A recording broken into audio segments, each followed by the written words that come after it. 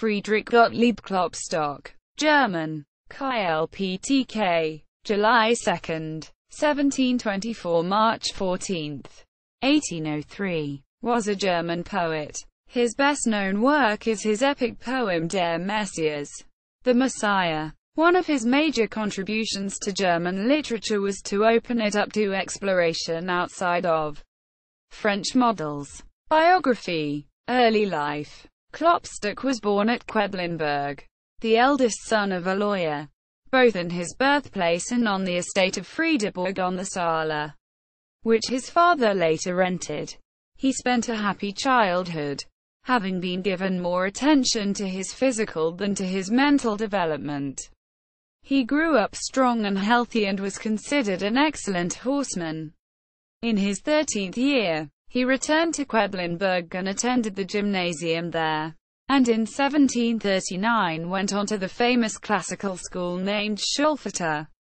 Here he soon became adept in Greek and Latin versification, and wrote some meritorious idylls and odes in German. His original intention of making Henry the Fowler the hero of an epic was abandoned in favor of a religious epic, under the influence of Milton's Paradise Lost, with which he became acquainted through Bodmer's translation.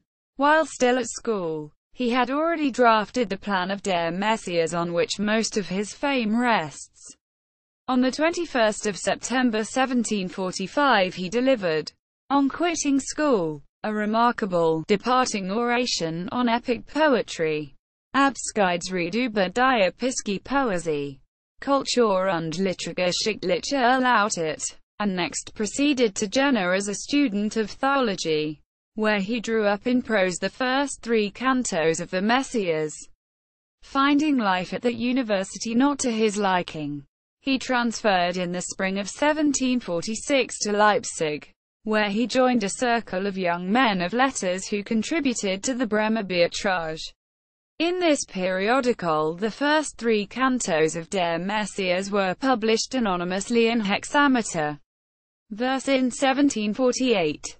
Denmark and Germany. A new era in German literature had commenced, and the identity of the author soon became known.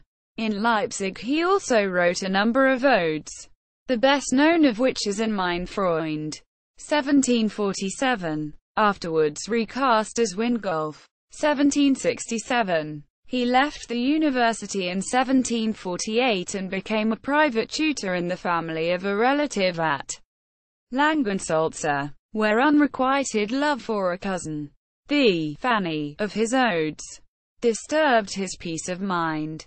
For that reason he gladly accepted in 1750 an invitation from Bodmer, the translator of Paradise Lost, to visit him in Zurich, where Klopstock was initially treated with every kindness and respect and rapidly recovered his spirits. Bodmer, however, was disappointed to find in the young poet of the Messias a man of strong worldly interests, and a coolness sprang up between the two men. At this juncture Klopstock received from Frederick V of Denmark, on the recommendation of his minister Count von Bernstorff, 1712–1772, an invitation to settle in Copenhagen with an annuity of 400 thalers, in the hope that he would complete Der Messias there.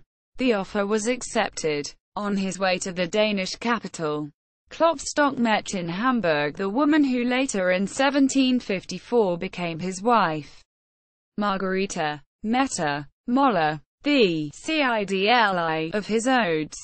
She was the daughter of a Hamburg merchant and an enthusiastic admirer of his poetry. His happiness was short, as she died in 1758, leaving him broken-hearted. His grief at her loss finds pathetic expression in the 15th canto of the Messias.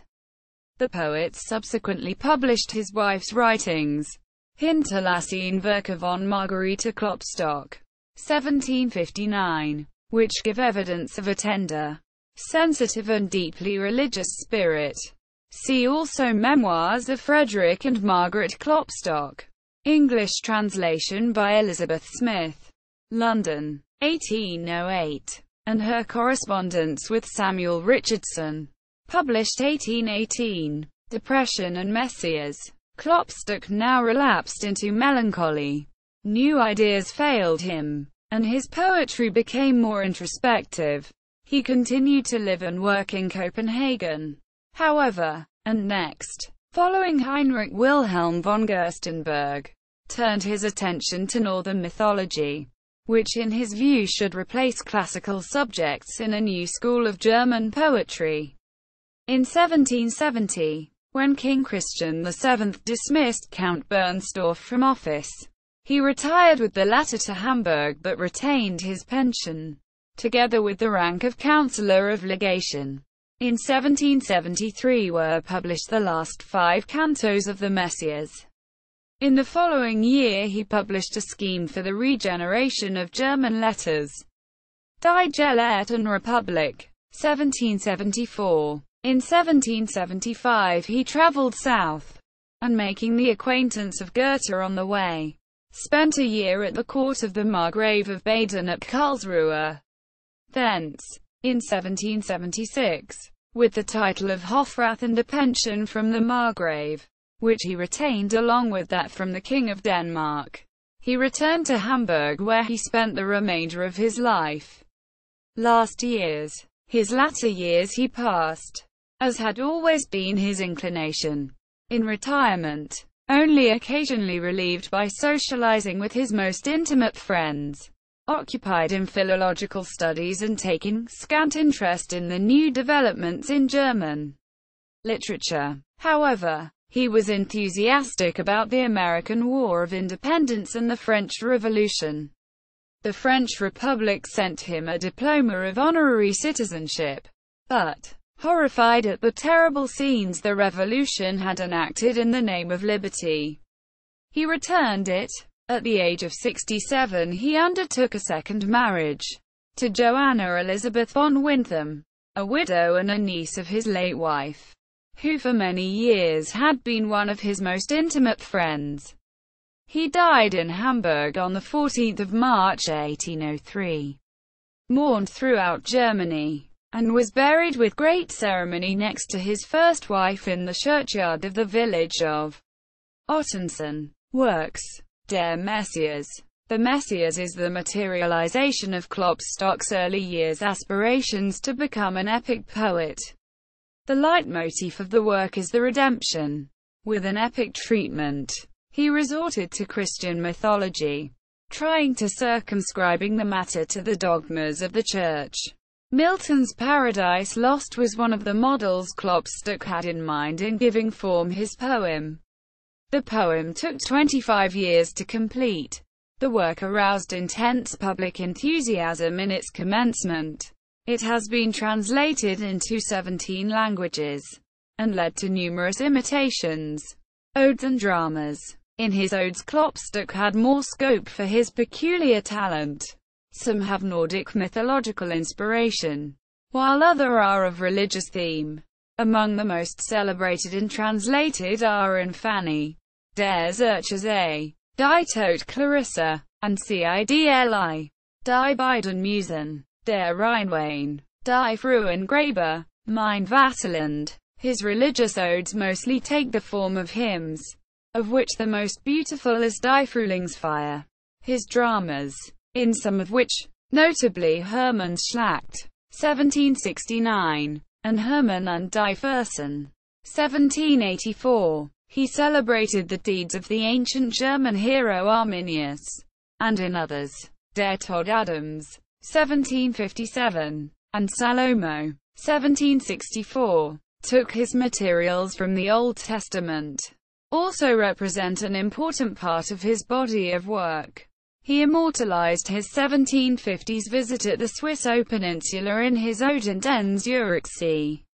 Ode to Lake Zurich. It has been said that Klopstock's hymn, Die Auferstehung, at the funeral of Hans von Bülow in 1894, gave Gustav Mahler the inspiration for the final movement of his Second Symphony. Mahler incorporated the hymn with extra verses he wrote himself to bring a personal resolution to this work. Prose. In addition to Die Gelehrte und Republik, he was also the author of Fragmente über Sprache und die Kunst, 1779, and Grammatische Gespräche, 1794, works in which he made important contributions to philology and to the history of German poetry. Correspondence. As it was common in his literary age, Klopstock kept an abundant correspondence with his contemporaries, friends and colleagues, and this has been published in diverse collections. Some of them are listed below.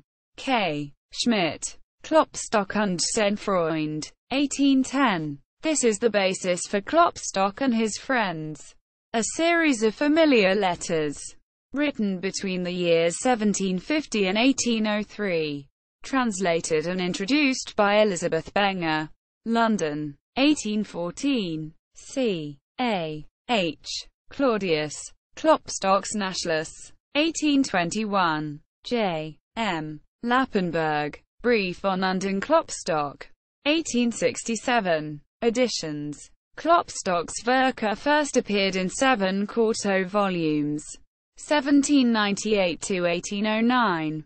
At the same time, a more complete edition in 12 octavo volumes was published, 1798 to 1817, to which 6 additional volumes were added in 1830.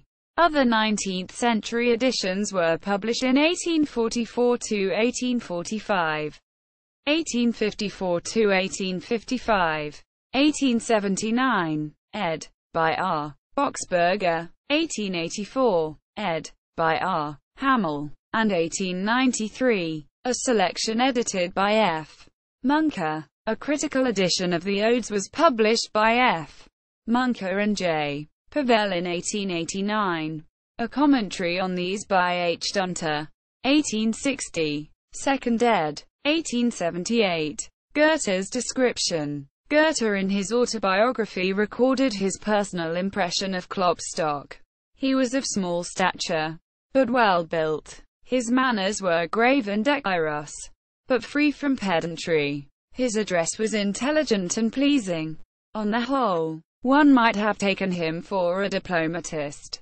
He carried himself with the self-conscious dignity of a person who has a great moral mission to fulfill. He conversed with facility on various subjects, but rather avoided speaking of poetry and literary matters.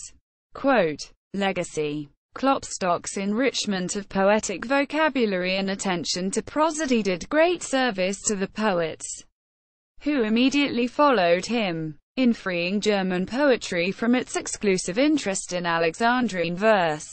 He became the founder of a new era in German literature, so that Schiller and Goethe were artistically indebted to him. Notes. This article incorporates text from a publication now in the public domain.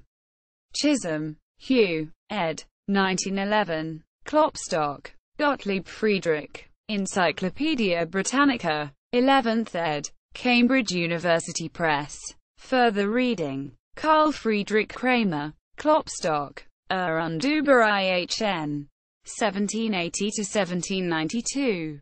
J. G. Gruber. Klopstock's Leben. 1832. R. Hamel. Klopstock Studien. 1879 to 1880. F. Munker. F. G. Klopstock. The Most Authoritative Biography. 1888. E. Bailey. Études sur la vie et les œuvres de Klopstock. Paris. 1888. Works by Friedrich Gottlieb Klopstock at Project Gutenberg. Works by or about Friedrich Gottlieb Klopstock at Internet Archive. Works by Friedrich Gottlieb Klopstock at LibriVox. Public domain audiobooks. Klopstock's poems.